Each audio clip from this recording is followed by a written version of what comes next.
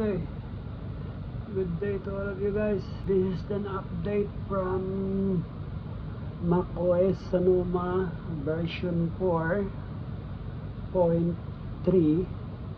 Now I'm updating to 14.4.1, but then it's been almost 30 minutes already, and still it has 35 minutes remaining from preparing macOS Sonoma 14.4.1 update. So I think this application is hanging, and I don't know what's going on.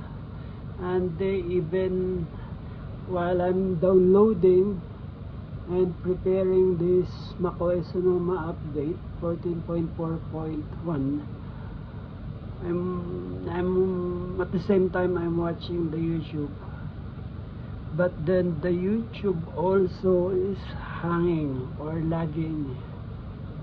Cannot even control the YouTube play, the pause, minimizing the application or minimizing the screen. See how it goes. And this is what's been going on. Sorry, but I cannot see you the account. So from this, I'm not enrolled. It's turned up on the automatic. Beta updates is off also.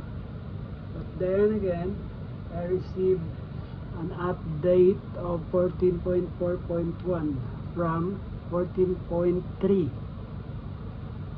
Okay, now it's saying down here it's 35 minutes remaining preparing macOS Sonoma 14.4.